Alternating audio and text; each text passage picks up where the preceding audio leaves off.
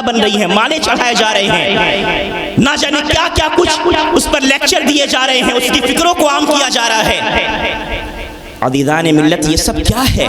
ایسا نہیں ہے کہ آج اسمبلی کے اندر مسلمان نیتا نہیں ہیں یا مسلمان M L A M P نہیں ہیں۔ عزیزان ملت، سب کچھ ہیں، مگر اس کے باوجود آج مسلمانوں کو وہ عزتیں کیوں نہیں مل پا رہی جو مسلمانوں کا حق ہے؟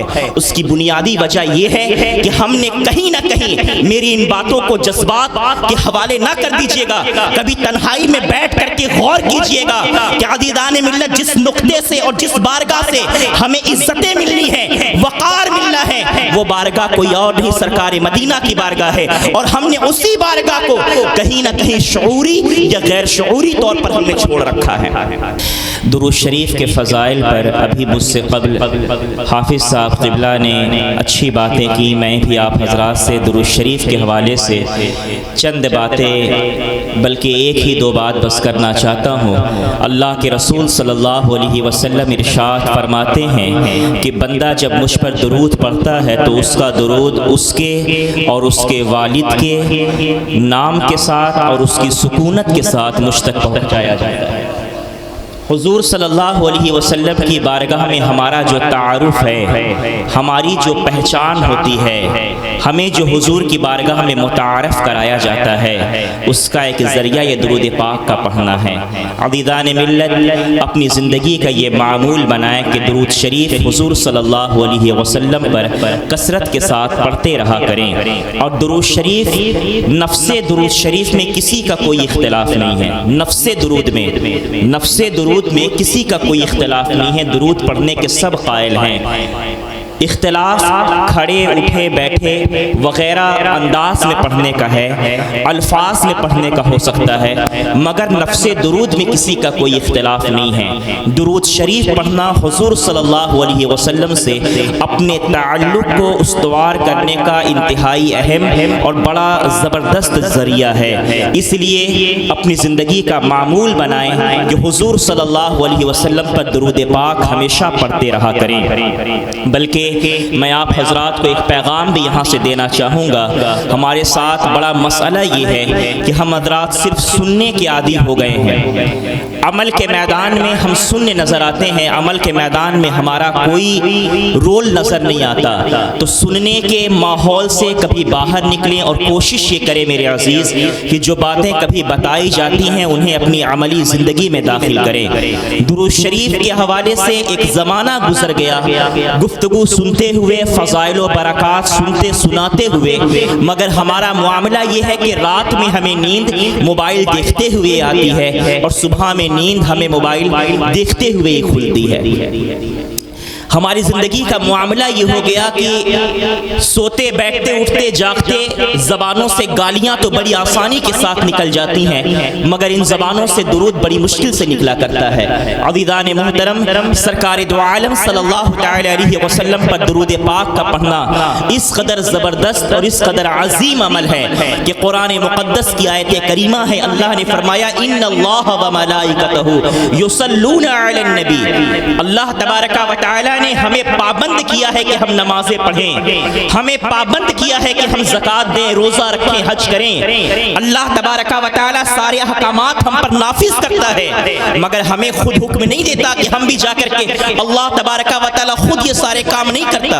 اور وہ کس کی نمازیں پڑھے، وہ کس کے لیے روزے رکھے، وہ کس کی نمازیں پڑھے، وہ کس کے لیے روزے رکھے؟ ساری کائنات تو اس کی محتاج ہے، اللہ کسی کا محتاج نہیں ہے۔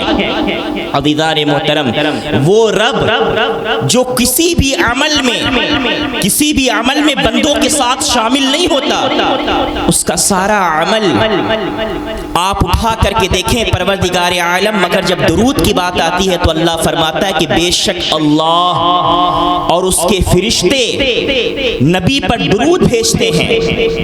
اے ایمان والو، یا ایھا الذین آمنو، اے ایمان والو، اے وہ لوگو جو ایمان لائے ہو، صلو علیہ وسلموا تسلیما، اپنے نبی پر کثرت کے ساتھ درود بھیجا کرو اور سلام بھیجا کرو۔ عزیزان محترم، آج کی میری اس گفتگو کا پہلا پیغام یہ سماعت فرمائیں کہ اپنی زندگی میں یہ بات شامل کریں کہ ہم روزانہ 100 مرتبہ، 200 مرتبہ، 500 مرتبہ، 1000 مرتبہ، جتنی ہماری استطاعت ہوتی ہے ہم ضرور روزانہ درود شریف پڑھیں گے۔ 100 مرتبہ نہیں، کم از کم 10 مرتبہ ہم درود شریف روزانہ حضور صلی اللہ علیہ وسلم پر پڑھنا اپنا معمول زندگی بنائیں گے۔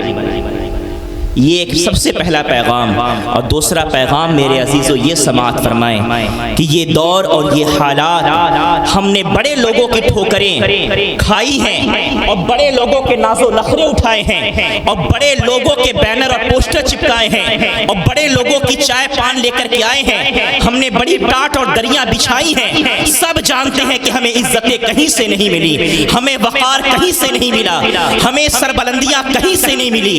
عزیزان ملت، یہ دنیا آپ کو کیا عزتیں دے سکتی ہے، یہ دنیا آپ کو کیا مقام و مرتبہ دے سکتی ہے؟ اگر حقیقت میں مقام چاہیے، اگر حقیقت میں مرتبہ چاہیے، اگر حقیقت میں عروج چاہیے تو اسی بارگاہ کی جانب ہمیں لوٹنا ہوگا جس بارگاہ سے لوگ جڑے تھے تو نجوم ہدایت بن گئے ہیں، جس بارگاہ سے لوگ جڑے تھے تو معاملہ یہ ہوا ہے کہ آج لوگوں کے ایمان کا معیار بن کر کے بنتے ہوئے نظر آ رہے ہیں۔ وہ بارگاہ کون سی ہے؟ وہ بارگاہ وہی ہے آج جس کی محفل سجا کر کے اس محفل والے کی بارگاہ میں، سرکار مدینہ کی بارگاہ میں خراج عقیدت پیش کرنے کے لیے آپ حاضر ہوئے ہیں۔ تو عزیزان ملت، سرکار مدینہ صلی اللہ علیہ وسلم سے ہمیں آج اس دور کے اندر اپنے تعلق کو مضبوط کرنے کی ضرورت ہے۔ ہم نے بڑے پرشاسن والوں سے، بڑے حکومت کے عہدیداران سے اور بڑے بڑے لوگوں سے بات چیت بڑھا کر کے انہیں گفٹ میں ساڑیاں اور سوئیاں کھلا کر کے بھی ہم نے دیکھ لیا ہے۔ ہمیں کہیں سے کوئی کام بنتا ہوا نظر نہیں آتا ہے۔ جب معاملہ آتا ہے تو لاٹھیاں ہم پر ہی چلتی ہیں، جب معاملہ آتا ہے تو FIR ہمارے ہی نام پر کٹتی ہیں۔ جب سب کچھ کر کے دیکھ چکے ہیں تو کیوں نہیں اس چوکھٹ پر آتے؟ جس چوکھٹ پر آنے والا بڑے سے بڑا امیر ہو تو صرف اسے ہی عزت نہیں ملتی، بلکہ معاملے میں غلام ہو، کہنے کو کالے رنگ کا ہو، حبشہ کا رہنے والا ہو، عرب کا بھی نہ ہو، نام کا بلال ہو، نام کا صہیب رومی ہو، یہ غلام بھی جب اس بارگاہ سے جڑتے ہیں تو پھر ان کا معاملہ کیا ہوتا ہے کہ ان کے لیے خداوند قدوس کے محبوب اعظم صلی اللہ علیہ وسلم کا یہ پیغام پوری دنیا میں عام کر دیا جاتا ہے کہ اصحابی کالنجوم بأیہم اقتدیتم اہتدیتم، او کما قال النبی صلی اللہ علیہ وسلم، کہ میرے یہ تمام صحابہ دنیا کے اندر بڑی بڑی یونیورسٹیاں اٹھا کر کے دیکھیے، بڑے بڑے وشوودیالیہ اٹھا کر کے دیکھیے، بڑے بڑے کالجز کا جائزہ لے کر کے دیکھیے، کوئی یہ نہیں کہتا کہ ہمارے یہاں سے پڑھا ہوا بچہ 100% کامیابی ہوگا۔ اگر کوئی اشتہار چھپواتا ہے، بڑے بڑے بینر لگواتا ہے تو 95% بچے ہمارے یہاں سے کامیاب ہوتے ہیں۔ کوئی لکھتا ہے 99.9% بچے ہمارے یہاں سے کامیاب ہوتے ہیں۔ وہ -1 پوائنٹ یا 1 پوائنٹ وہ کہیں نہ کہیں کچھ پوائنٹس چھوڑ کر کے رکھتا ہے، کیونکہ وہ یہ دعویٰ نہیں کر سکتا کہ ہمارے یہاں پڑھنے والے سارے کے سارے بچے کامیاب ہوتے ہیں، سارے کے سارے بچے کامران ہوتے ہیں۔ یہ تنہا بارگاہ اس محمد کریم صلی اللہ علیہ وسلم کی ہے جس کو پروردگار عالم نے اس انداز میں مبعوث فرمایا تھا کہ خداوند قدوس کا یہ اجلی پیغام ہے کہ لقد من اللہ علی المؤمنین اذ بعث فیہم رسولا یتلو علیہم آیاتہ ویزکیہم ویعلمہم الکتاب۔ وہ سرکار مدینہ جن کی بعثت کا مطلب لوگوں کے دلوں کو صاف ستھرا کرنا تھا، وہ سرکار مدینہ جن کے آنے کا مقصد لوگوں کو تعلیم دینا تھا، لوگوں کو قرآن کی باتیں بتانا تھا، لوگوں کو پختہ علم عطا کرنا تھا، لوگوں کو حکمت سے روشناس کرانا تھا۔ اس سرکار مدینہ نے صدیق اکبر سے لے کر تمام صحابہ کرام کو وہ علوم سکھائے اٹھائے کہ ان میں سے ہر ایک صحابی نجوم ہدایت بنتا ہوا نظر آتا ہے، نجم ہدایت بنتا ہوا نظر آتا ہے، ہدایت کا روشن ستارہ بنتا نظر آتا ہے۔ تو عزیزان ملت، وہ سرکار مدینہ کی بارگاہ، جس بارگاہ سے جڑنے کا معاملہ یہ ہے کہ ہم جیسے کج فکر مولوی نہیں بلکہ ڈاکٹر اقبال جیسا مفکر اسلام، ہمدرد قوم، شاعر مشرق کہتا نظر آتا ہے کہ سبب کچھ اور ہے جسے تو خود سمجھتا ہے، سبب کچھ اور ہے جسے تو خود سمجھتا ہے، زوال بندے مومن کا بے زری سے نہیں۔ مسلمانوں کا زوال اس لیے نہیں ہو رہا کہ ہمارے پاس دولتیں نہیں ہیں، ہمارے پاس علم نہیں ہے، ہمارے پاس منصب نہیں ہے، ہمارے پاس عہدہ نہیں ہے، اس لیے ہمارا زوال نہیں ہو رہا۔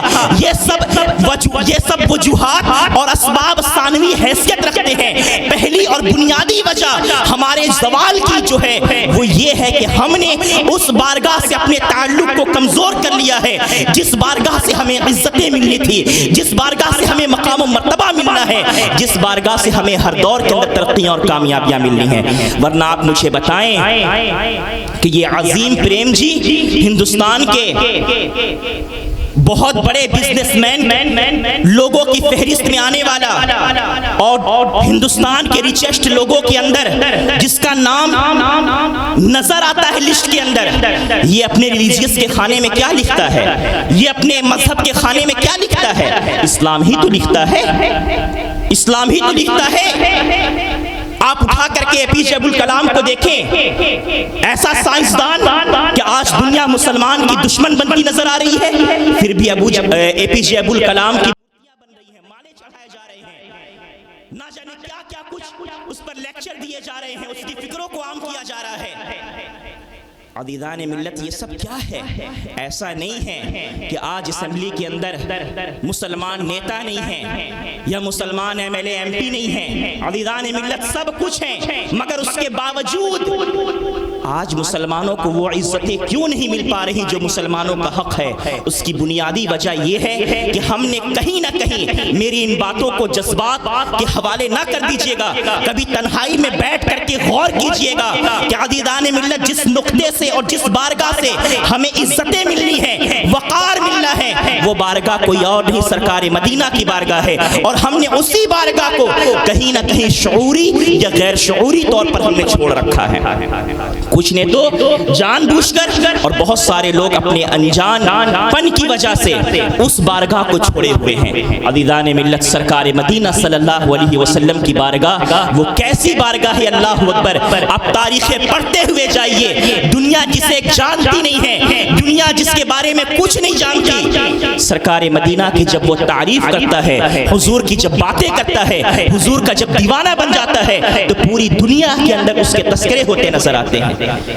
عزیزان ملت، آج اگر کوئی شخص لنگڑا ہو، ویل چیئر پر بیٹھا ہوا ہو، کوئی عزتیں دینے والا نہیں ہوتا، کوئی پروٹوکول دینے والا نہیں ہوتا، مگر کیا وجہ ہے کہ چند سالوں پہلے ایک ویل چیئر پر بیٹھا ہوا پیر سے معذور انسان سرکار مدینہ صلی اللہ علیہ وسلم کی عزت و ناموس کا پہرے دار بن کر کے جب میدان عمل میں اترتا ہے تو اس نے اپنی معذوری کو سامنے پیش نہیں کیا، بلکہ دنیا دیکھ رہی ہے کہ آج جہاں کہیں سرکار مدینہ کے چاہنے والے نظر آتے ہیں، وہیں اس معذور شخص کی محبت کے دعوے کرنے والے لوگ بھی نظر آ رہے ہیں۔ تو بنیادی وجہ کیا ہے؟ ہمیں اس نقطے سے، اس بارگاہ سے جڑنا ہے۔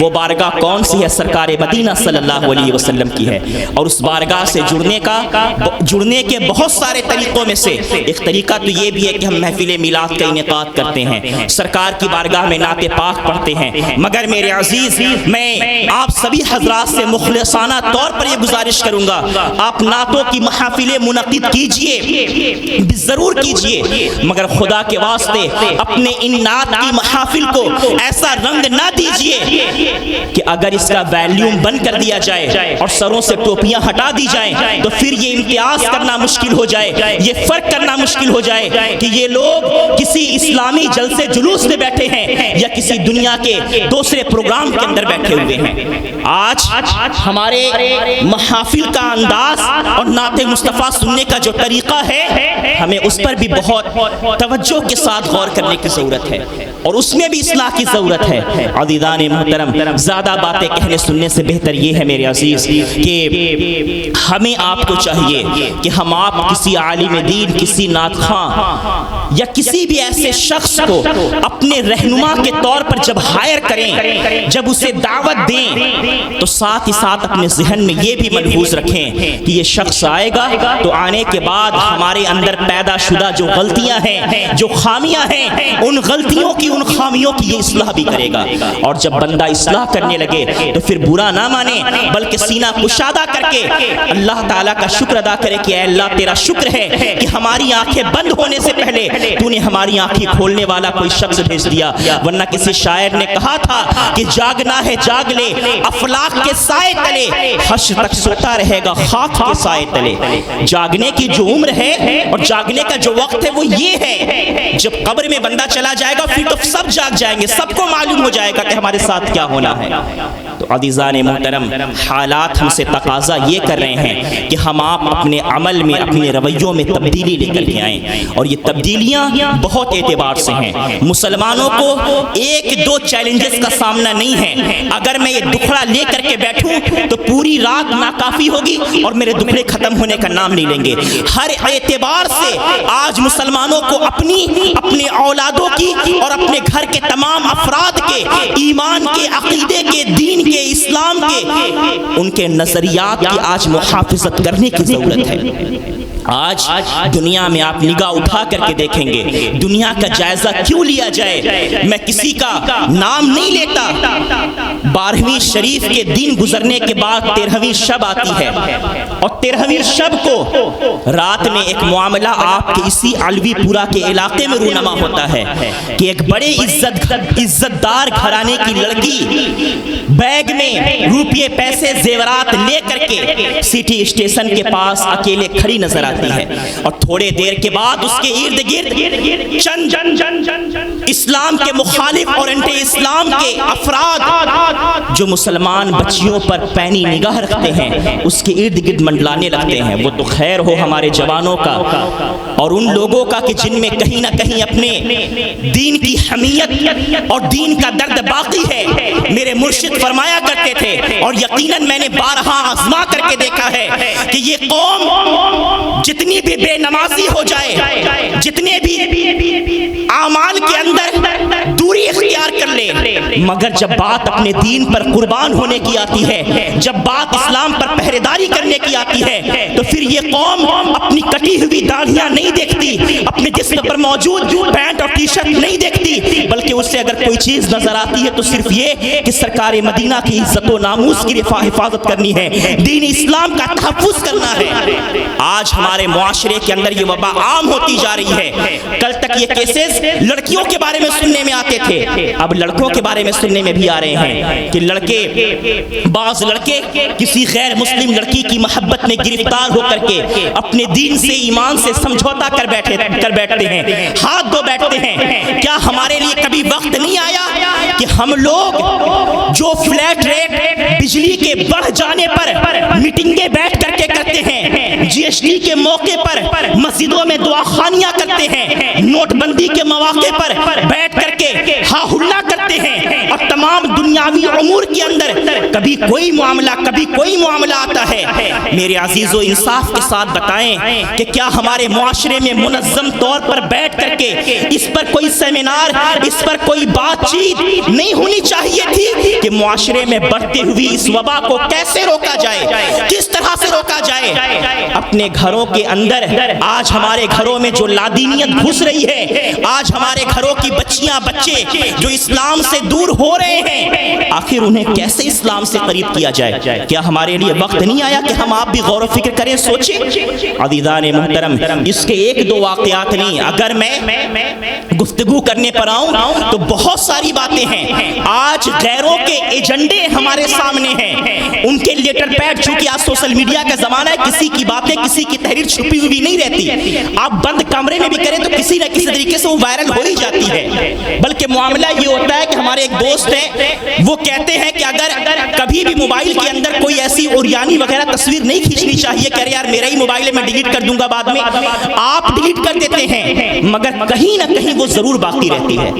آپ کے موبائل سے وہ ڈیلیٹ ہو رہی ہے مگر کہیں نہ کہیں ضرور باقی رہتی ہے. تو دنیا کا معاملہ ایسا ہے کہ کوئی بھی خبر چھپی ہوئی نہیں ہے آج کے دور میں.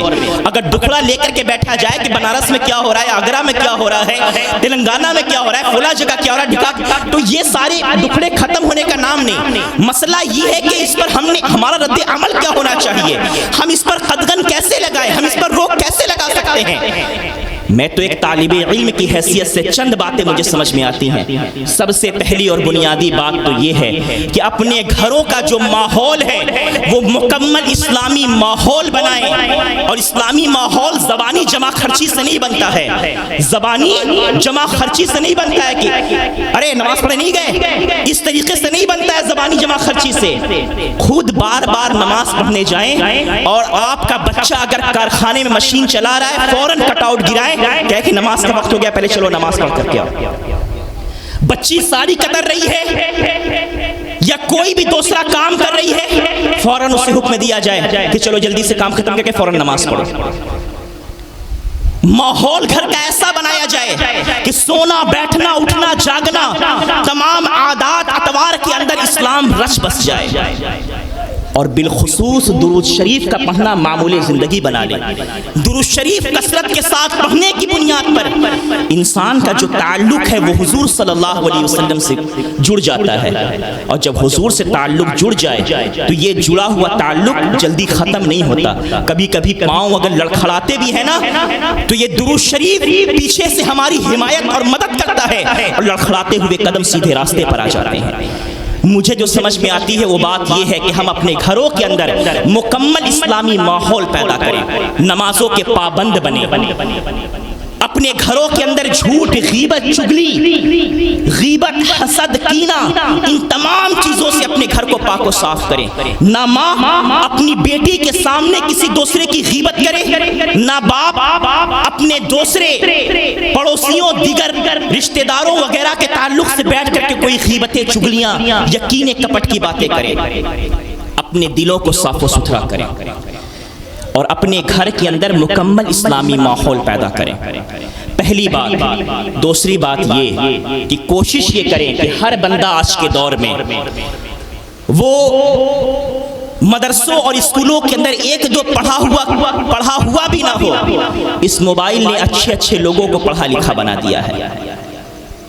کوشش یہ کریں کہ صحابہ کرام کی اور صحابیات کی اور حضور صلی اللہ علیہ وسلم کی سیرت پر جو کتابیں لکھی گئی ہیں ان کتابوں میں سے ایک ایک کتاب کو لے کر کے آئیں اور اپنے گھر میں رکھیں. مثلا سیرت النبی پر ایک کتاب آپ نے لے لی, صحابہ کرام کی سیرت و کردار اور ان کی قربانیوں اور جانثاریوں پر ایک کتاب آپ نے خرید لی اور اپنے گھر کے اندر رکھیں. اور دن بھر کے کسی ایک وقت میں بیٹھ کر کے گھر کا کوئی بھی فرد, بیٹی ہو, بیٹا ہو, بھائی ہو, بہن ہو, ماں ہو, باپ ہو, کوئی بھی بیٹھ کر کے سارے لوگوں کو لے کر کے اس کتاب سے ایک چیپٹر, ایک صفحہ, دو صفحہ, کسی بزرگ کی ایک بات, دو بات روزانہ معمول زندگی بنا لیں. عزیزان ملت, اگر ہمارا ایمان آج مستحکم رہ سکتا ہے, اگر آج ہمارا ایمان سلامت رہ سکتا ہے تو اسی بنیاد پر جو مجھے سمجھ میں آتا ہے کہ جب ہم اپنے بچوں کو بتائیں گے کہ یہ اسلام آسانیوں کے ساتھ مخملوں پر نمازیں پڑھ کر کے اور ٹینٹ اور سائے کے نیچے بیٹھ کر کے تقریریں کرنے سے نہیں ہم تک پہنچا ہے. اس اسلام کو ہم تک پہنچانے کے لیے سرکار مدینہ رحمت عالمیان محبوب رب قدیر صلی اللہ تعالی علیہ وسلم نے کبھی طائف کے وادیوں میں پتھر کھائے ہیں, کبھی آپ کی پیٹھ پر اوجڑیاں پھینکی گئی ہیں, کبھی آپ کے راستے میں کانٹے بچھائے گئے ہیں, کبھی آپ کی راہ میں گڈھے کھودے گئے ہیں, آپ کو ستایا گیا ہے, آپ کو شہر بدر کیا گیا اور آپ نے 3 سال تک شعب ابی طالب کے اندر پتے کھا کر کے سوکھے پتے کھا کر کے گزارا کیا ہے. یہ اسلام اتنی آسانی کے ساتھ نہیں پہنچا ہے. اس اسلام کو ہم تک پہنچانے کے لیے کبھی خبیب نے اپنے جان کی قربانیاں پیش کی تھی, کبھی حضرت ابو دجانہ نے اپنے جسم کے ٹکڑے کروائے تھے, کبھی امیر حمزہ سید الشہداء نے اپنے جسم کے ٹکڑے کروائے کروائے تھے، اس اسلام کو ہم تک پہنچانے کے لیے کبھی حضرت علی نے، کبھی حضرت امام حسین نے، ان تمام اولیاء امت نے، تمام شہداء کرام نے بڑی عظیم عظیم قربانیاں پیش کی ہیں، تب کہیں جا کر کے یہ اسلام ہم تک پہنچا ہے۔ یہ اسلام اتنی آسانیوں کے ساتھ نہیں پہنچا ہے، اس اسلام کو ہم تک پہنچانے کے لیے لوگوں نے بڑی بڑی قربانیاں پیش کی ہیں، اور انشاءاللہ اگر آپ اپنے گھر والوں کو، اپنے گھر کے بچوں بچیوں کو اگر صحابہ کی، شہداء کی یہ داستانیں سناتے ہیں تو سند لے کر کے جائیے کہ انشاءاللہ پھر وہ کبھی گمراہ نہیں ہو سکتا، پھر وہ اپنے دین سے کبھی غافل نہیں ہو سکتا۔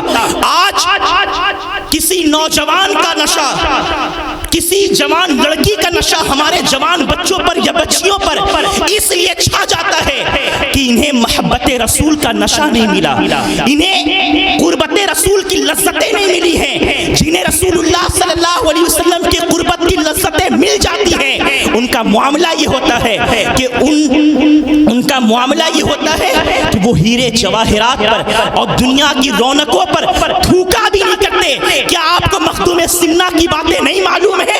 وہ سمنا کی حکومت کو ٹھوکر مار کر کے ہندوستان کی سرزمین پر تشریف لاتے ہیں، اور کچھوچا کی سرزمین سے رشد و ہدایت کا وہ عظیم کارنامہ انجام دیتے ہیں کہ کبھی بنارس میں آتے ہیں تو بڑے بڑے غیر مسلموں کو اسلام قبول کرواتے نظر آتے ہیں، کبھی جونپور کی سرزمین پر جاتے ہیں تو بڑے بڑے دین سے غافل لوگوں کو دین کا درد پیدا کراتے ہوئے نظر آتے ہیں۔ مخدوم سمنا کی داستانیں آپ کو نہیں معلوم؟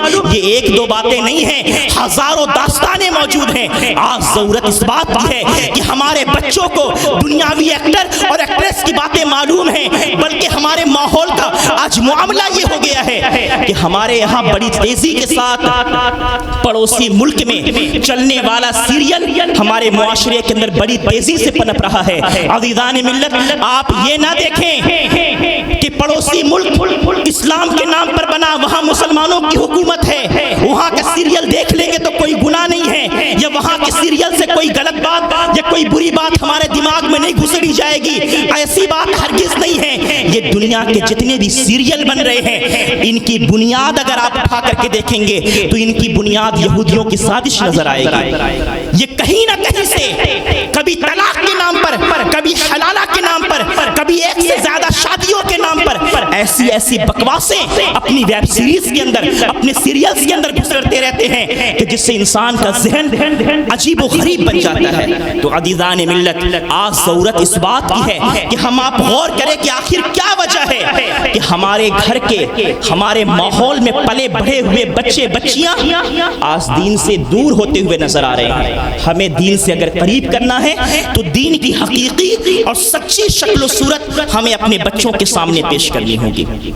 اور یہ بھی یاد رکھیں کہ اگر ہم نے اپنی ذمہ داری ادا نہیں کی نا، ہم نے اگر اپنی ذمہ داری ادا نہیں کی نا، تو پھر یہ جان لیجئے کہ یہ آنے والی جو نسلیں ہیں یہ ہمیں کبھی معاف نہیں کریں گے۔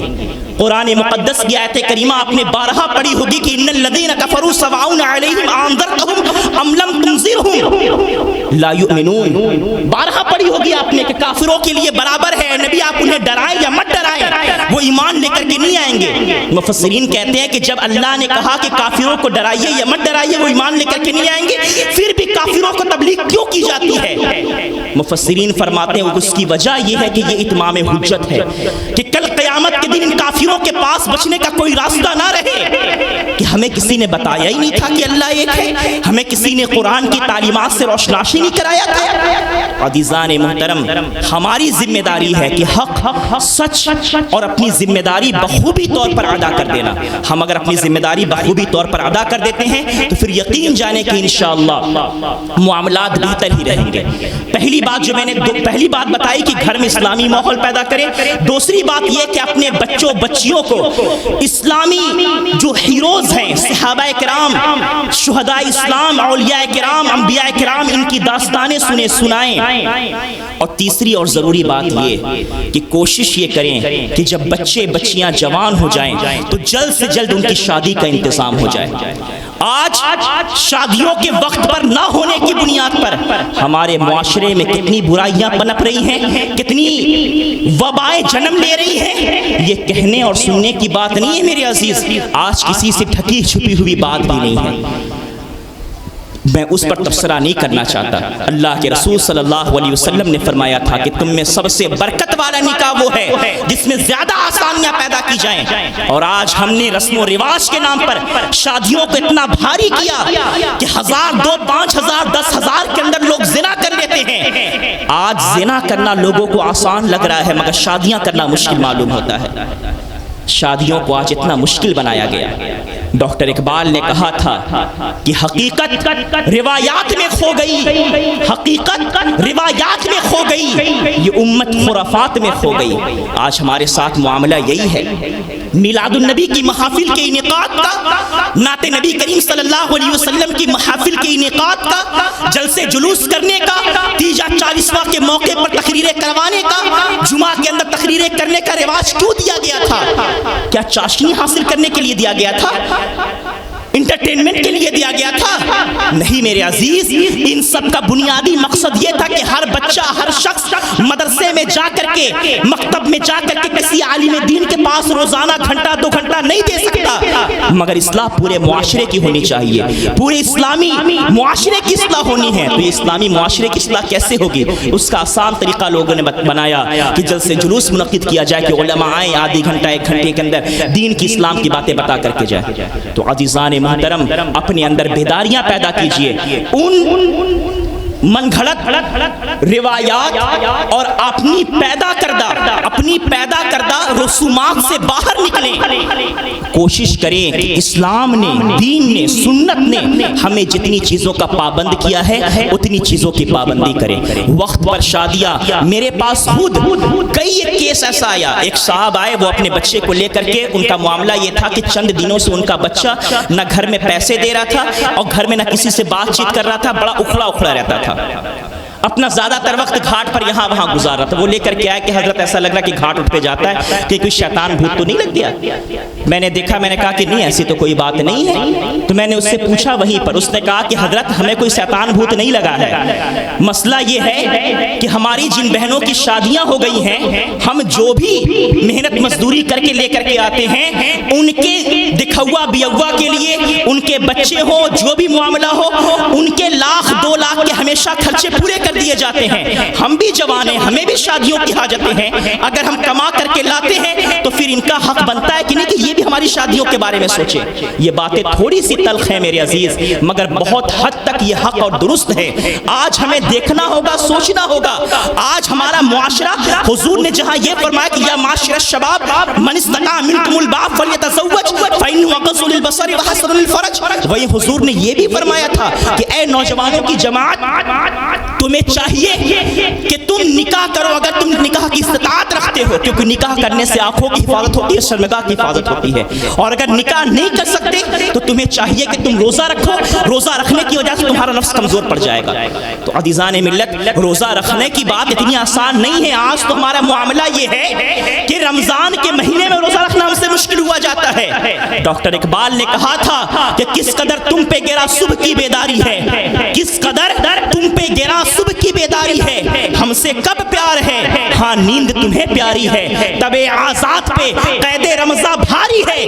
تم ہی بتاؤ کیا یہی آئین وفاداری ہے, تم ہی بتاؤ کیا یہی آئین وفاداری ہے. تو عزیزان ملت, نفس کے کمزور کرنے کا ایک طریقہ ہے کہ روزہ رکھا جائے, اس سے نفس کمزور ہوتا ہے. مگر میرے عزیزو, حقیقت میں اگر آپ اٹھا کر کے دیکھیں تو پہلے کے دور میں, مطلب آج سے 20 25 30 سال 40 سال پہلے کے دور کو اگر اٹھا کر کے دیکھیں تو بچے کی 20 سال 18 سال کی عمر میں شادیاں ہو جاتی تھی. مگر آج حالات بس سے بدتر ہو گئے ہیں. وہیں ساتھ ہی ساتھ جہاں میری یہ گزارش اپنے بڑوں سے ہے کہ بڑے اپنے بچوں کی شادیاں جلدی کریں, وہیں اپنے چھوٹوں سے بھی ہے کہ اے میرے جوانوں, اے میرے عزیزوں, دوستوں, آپ حضرات بھی اپنی ذمہ داری مکمل طور پر ادا کیجئے. اگر آپ کی شادیوں میں تاخیر ہوتی ہے تو اس کی سب سے بنیادی وجہ آپ خود ہیں کہ گھر والے ابھی تک کہتے ہیں کہ نکما ہے, نٹھلا ہے, اپنے خرچ نہیں اٹھا سکتا, یہ کسی کے گھر کی لڑکی کو لے کر کے آئے گا تو اس کے خرچ کہاں سے اٹھائے گا. یہ الگ سی بات ہے کہ جو شخص آتا ہے وہ اپنا رزق لے کر کے آتا ہے, مگر یہ عالم اسباب ہے. تو معاملہ دونوں جانب سے ہونا چاہیے. بچے بھی اپنی لغویات سے آج معاملہ اٹھا کر کے دیکھیں. کوئی ریل بنانے میں مصروف ہے, کوئی اپنا کہیں باڈی بلڈنگ کر رہا ہے تو وہ اپنا فوٹو اپلوڈ کر کے 2-4 لائک بٹورنے میں مصروف ہے, کوئی انسٹاگرام میں لگتا ہے تو گھنٹے نکل جاتے ہیں پتہ ہی نہیں چلتا, کوئی اپنا موبائل کے ذریعے سے گیم کھیل کر کے کبھی سٹا بازیاں کر کے پیسے کمانے میں مصروف ہے. یہ ساری فضول کی اور لہو کی ہماری باتیں آج ہو کر کے رہ گئی ہیں. عزیزان ملت, جوانوں سے میری گزارش ہے کہ اللہ تبارک و تعالیٰ کا آپ پر بہت فضل و کرم ہے کہ اللہ نے آپ کو آپ کے گھر کے اندر ہنر اور کاروبار عطا کیا ہے, ورنہ ان علاقوں کی حالتیں اٹھا کر کے دیکھیے کہ جن علاقوں, جن شہروں اور گاؤں کے اندر کوئی کاروبار نہیں ہے اور وہاں پر معاملہ یہ ہوتا ہے کہ لوگ چند پیسے کمانے کے لیے اپنے گھر پریوار سب کو چھوڑ کر کے کہیں دور پڑے رہتے ہیں, رکھی سکھی کچی پکی کھاتے پکاتے ہیں. تو عزیزان محترم, اللہ تبارک و تعالیٰ کا جتنے میں ہے اتنے میں شکر ادا کیجئے. تو یہ چند میرے معروضات تھے اپنے معاشرے کو ہم کیسے گمراہیت سے بچا سکتے ہیں. اور پھر دوسری اور بڑی اہم بات یہ ہے کہ آج اکثر و بیشتر لوگ ہمیں یہ تانے دیتے ہیں, لوگ یہ تانے دے رہے ہیں, جو بھی لوگ سوشل میڈیا سے جڑے ہوئے ہیں, شارٹ کلپس کے ذریعے سے, آدھے منٹ کی ویڈیو کے ذریعے سے, ریلز کے اندر لوگوں کو یہ باور کرایا جا رہا ہے معاذ اللہ رب العالمین کہ مسلمانوں پر اتنا ظلم ہو رہا ہے, اتنے ستم ہو رہے ہیں. اے لوگوں, کوئی خدا نہیں ہے. آج یہ نیچری مذہب کے لوگ, آج ایتھیسٹ کا پورا گروپ مسلمانوں سے دین چھیننے کی کوششیں کر رہا ہے اور یہ پیغام دینا چاہتا ہے, لوگوں کے ذہن میں بھر رہا ہے کہ اگر خدا ہے تو پھر تمہاری مدد کے لیے کیوں نہیں آ رہا. بات سمجھ رہے ہیں میرے عزیزو؟ یہ باتیں بڑی تفصیلی ہیں, میں مختصر میں صرف اتنا بتانا چاہتا ہوں کہ آج دنیا نے کوئی راستہ ایسا نہیں چھوڑا ہے کہ جہاں سے وہ ہمارے ایمان, عقیدے, جذبات, محبت کو کم نہ کر سکے. کوئی میدان نہیں چھوڑا گیا ہے, کوئی بھی میدان نہیں چھوڑا گیا ہے. تو کوشش یہ کریں کہ اس دور میں جیسے بھی ہو اپنے ایمان و عقیدے کی محافظت کریں, اعمال صالحہ جہاں تک ممکن ہو اعمال صالحہ کرتے رہیں. مسجدوں کا جائزہ لے کر کے دیکھیں, آج ہم واویلے کر رہے ہیں کہ لوگ ہماری مسجدوں پر تالے لگانے کی باتیں کر رہے ہیں, آج اذانوں پر پابندیاں لگانے کی باتیں کی جا رہی ہیں. ابھی چند سال پہلے کی بات ہے کہ جب سپریم کورٹ کے اندر, بلکہ سپریم کورٹ کے اندر جب یہ مسئلہ اٹھا تھا کہ اذانوں پر پابندیاں لگا دی جائیں, تو اس وقت اینٹی اسلام گروپ کی طرف سے جس وکیل نے, جو وکیل آیا تھا, اس نے کہا تھا کہ اذان بتائیے کیوں دی جاتی ہے. مسلم کی جانب سے جو وکیل تھا اس نے کہا کہ اذان دی جاتی ہے لوگوں کو نماز کے لیے بلانے کے واسطے. اس نے فوراً کہا کہ یہ دیکھیے میرے پاس یہ فوٹوز ہیں اور یہ ویڈیوز ہیں, تقریباً 10 سال کی رپورٹ میرے پاس موجود ہے. ان تمام ویڈیوز اور فوٹوز سے یہ ثابت ہوتا ہے کہ 10 سال سے اس علاقے کے اندر اذان ہو رہی ہے, مگر مسجد میں 10 سال پہلے جتنے نمازی تھے آج بھی وہی اتنے نمازی ہیں. 2-4 گھٹے ہیں, مرنے کی وجہ سے بڑھے کو نہیں ہیں. تو جب کوئی آ ہی نہیں رہا, جب معلوم ہو گیا جنہیں آنا ہے وہ اذان دیجئے یا مت دیجئے وہ آ ہی جائیں گے, تو پھر اذان دینے کی کیا ضرورت ہے؟ میں اس کی حمایت نہیں کر رہا کہ اس نے کیا کہا کیا نہیں کہا. آج ہمارے رویے کی وجہ سے کہیں اسلام بدنام ہو رہا ہے, کہیں مسلمان ذلیل و رسوا ہو رہے ہیں. ڈاکٹر اقبال نے اس فکر کو بہت پہلے پیش کیا تھا کہ وضع میں تم ہو نصارہ تو تمدن میں ہنود. یہ مسلمان ہیں جنہیں دیکھ کے شرمائے یہود, اور یوں تو مرزا بھی ہو افغان بھی ہو, یوں تو سید بھی ہو مرزا بھی ہو افغان بھی ہو, تم سبھی کچھ ہو تو بتاؤ کہ مسلمان بھی ہو. عزیزان ملت, تو ڈاکٹر اقبال کی اس فکر کو لے کر کے اٹھے اور کوشش یہ کرے کہ ہمیں کسی بھی طریقے سے اپنے ماحول کی اصلاح کرنی ہے. ہمیں بات سمجھ میں آ رہی ہے؟ میں بس اپنی گفتگو ختم کر رہا ہوں, تو بس 5 منٹ کے اندر اپنی گفتگو ختم کر رہا ہوں. عزیزان ملت, باتیں بہت ساری تھیں. آج حالات ایسے ہو گئے ہیں کہ دنیا ہمیں ہماری مصیبتوں اور پریشانیوں کو دکھا کر کے ہم کو دین سے بیزار کرنا چاہتی ہے, اللہ تبارک و تعالی سے غافل کرنا چاہتی ہے, اللہ تبارک و تعالی سے ہمیں دور کرنا چاہتی ہے ہماری مصیبتوں اور پریشانیوں کو دکھا کر کے. مگر آپ جان لیجئے کہ یہ مصیبتیں, یہ پریشانیاں یہ ایک انسانی زندگی میں لگی ہوئی ہیں. انسان کی زندگی میں اتار چڑھاؤ لگا ہوا رہتا ہے. آپ کبھی بھی جائیں ventilator per I C you میں موجود وینٹیلیٹر پر لیٹا ہوا شخص اس وقت تک اس کی زندگی کی امید برقرار رہتی ہے جب تک کہ اس کی لائن جو ہے وہ سیدھی نہیں ہوتی. جب تک اوپر نیچے کرتی رہتی ہے نا, اوپر نیچے جب تک یہ لائنیں کرتی رہتی ہیں تب تک اس انسان کی زندگی کی امید ہوتی ہے. اور جیسے ہی وہ لائن سیدھی ہو جاتی ہے ہر بندہ انا للہ و انا الیہ راجعون پڑھنا شروع کر دیتا ہے. پتہ کیا چلا, زندگی میں اتار چڑھاؤ لگے رہتے ہیں یار. یہ مصیبتیں پریشانیاں آنی جانی ہیں, اور مصیبتیں کس پر نہیں آئی, یہ مصیبتیں کبھی اللہ دولت دے کر کے, یہ آزمائشیں اللہ کبھی دولت دے کر کے ہمیں آزماتا ہے, کبھی ہمیں دولتوں کو چھین کر کے رزق کو تنگ کر کے اللہ آزماتا ہے. قرآن مقدس 30واں پارہ اللہ تعالیٰ فرماتا ہے وَأَمَّا إِذَا مَا ابْتَلَاهُ رَبُّهُ فَأَكْرَمَهُ وَنَعَّمَهُ فَيَقُولُ رَبِّي أَكْرَمَنِ وَأَمَّا إِذَا مَا ابْتَلَاهُ رَبُّهُ فَقَدَرَ عَلَيْهِ رِزْقَهُ فَيَقُولُ رَبِّي أَهَانَنِ كَلَّا بَل لَّا تُكْرِمُونَ الْيَتِيمَ وَلَا تَحَاضُّونَ عَلَىٰ طَعَامِ الْمِسْكِينِ.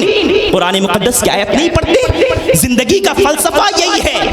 قرآن نے کہا کہ لَنَبْلُوَنَّكُمْ بِشَيْءٍ مِّنَ الْخَوْفِ وَالْجُوعِ وَنَقْصٍ مِّنَ الْأَمْوَالِ وَالْأَنفُسِ وَالثَّمَرَاتِ وَبَشِّرِ الصَّابِرِينَ الَّذِينَ إِذَا أَصَابَتْهُمْ مُصِيبَةٌ قَالُوا إِنَّا لِلَّهِ وَإِنَّا إِلَيْهِ راجعون.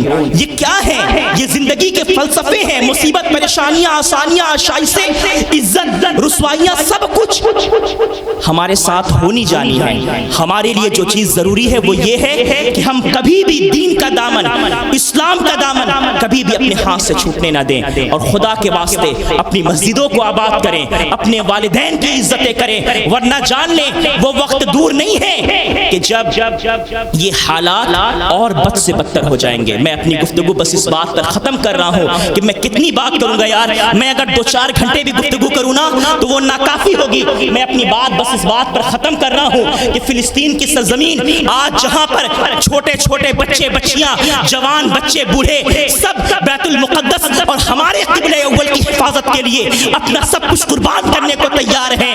آج ان کی قربانیاں دنیا دیکھ رہی ہے, آج ان کی شہادتیں دنیا دیکھ رہی ہے, مگر ہم جیسے لوگ ہیں ہماری غیرتوں کو خدا جانے کیا ہو گیا ہے, ہمارا ضمیر خدا جانے کیسا سو گیا ہے کہ ہم بیدار ہونے کا نام نہیں لے رہے, ہم فجر کی نمازیں پڑھنے نہیں آ رہے, ہم دین پر مستحکم اور مستعدی کے ساتھ عمل کرنے پر آمادہ نہیں ہو رہے.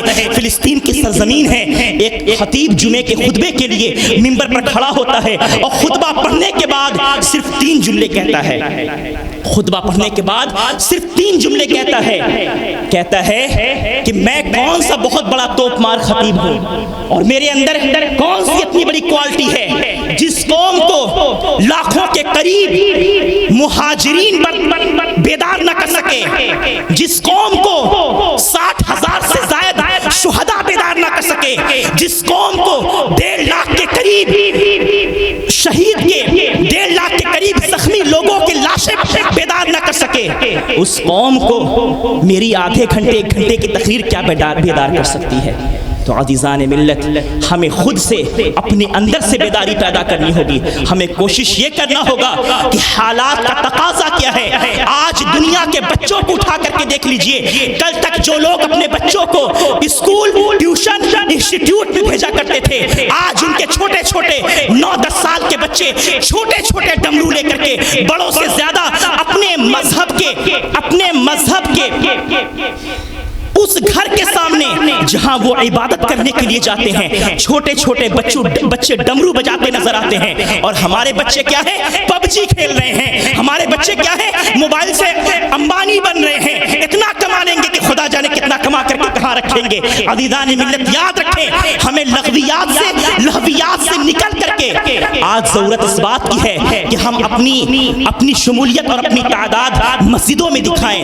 ان علماء کرام اور ان قائدین اور ائمہ کی قیادت کو قبول کرے جو حقیقت میں ہر محاذ پر, ہر مقام پر ہماری صحیح رہنمائی کرنے والے ہیں. یہ قصہ لطیف ابھی ناتمام ہے. جو کچھ بیان ہوا وہ آغاز باب تھا. یقین محکم عمل پہ ہم محبت فاتح عالم, یقین محکم عمل پہ ہم محبت فاتح عالم. یہی ہے جہاد زندگانی میں بندوں کی شمشیریں. آمین. وما علی البلاغ.